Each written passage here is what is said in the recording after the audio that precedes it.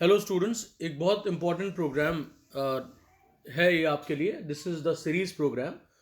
और series program कैसे डील करते हैं मैं हर सीरीज़ प्रोग्राम में आपको डिस्कस करूंगा ताकि आपको कंसेप्ट आपके दिमाग में ठीक से बैठ जाए।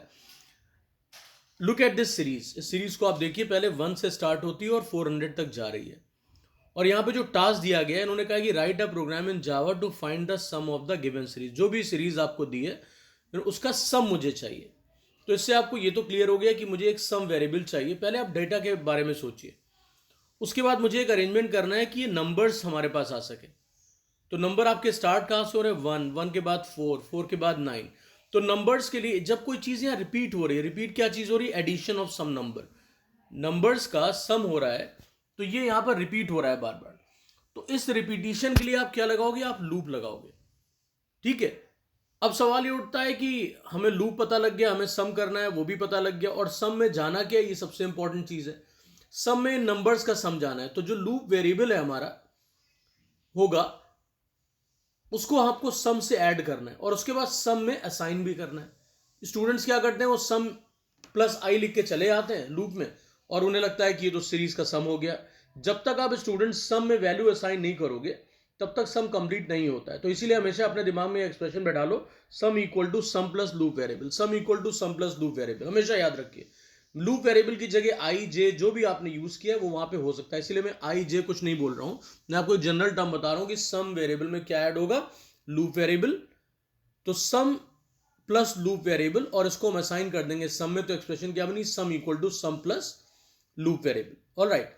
अब दूसरी चीज ये हमें देखना होगा कि टर्म में जो भी आपकी कंसेक्यूटिव टर्म्स है, वन आफ्टर दी अदर, जो भी आपकी आ रही हैं, उनमें क्या रिलेशनशिप है, वो कैसे वर्क करनी है। तो हम ये देखते हैं, बिगिनिंग हमारी 1 से और हमारे 400 आपका लास्ट नंबर है जिसका हमें सम चाहिए।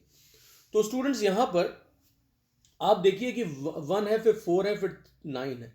तो 4 अगर आप ध्यान से देखिए तो 4 इज द स्क्वायर ऑफ 2, और 9 जो है स्क्वायर है 3 का।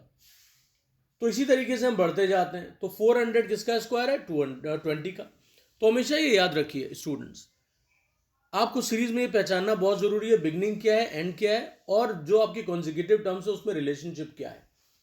तो हमें बेसिकली एक लूप चलाना होगा 1 से लेके 20 तक का, और उन नंबर्स का स्क्वायर करना होगा, और फिर हमें सम में ऐड करना होगा। ये टास्क आपको, इतने टास्क परफॉर्म करने हैं। अब स्टूडेंट्स यहाँ पे हम प्रोग्राम स्टार्ट करते हैं। तो हमें जावा में प्रोग्राम बनाना है, तो एक क्लास बनाना है, क्लास सीरीज 1। फिर मेन फंक्शन लिखा, public static void main string args। उसके बाद स्टूडेंट्स यहाँ पे वेरिएबल लिया मैंने, int सम इक्वल टू 0। सम को मैंने इनिशियल वैल्यू 0 दे दी। अब सम में कई स्टूडेंट्स क्या करते हैं, ये बहुत कॉमन मिस्टेक्स में डिस्कस कर रहा हूं, यहां पर वो 1 असाइन कर देते हैं। तो 1 तो आपको करना ही नहीं है वहां पर, बिकॉज इससे आपकी सीरीज में एक एक्स्ट्रा वैल्यू आ जाएगी। ठीक है। तो आपको इस चीज को अवॉइड करने के लिए आपको सम को 0 से इनिशियलाइज करना है।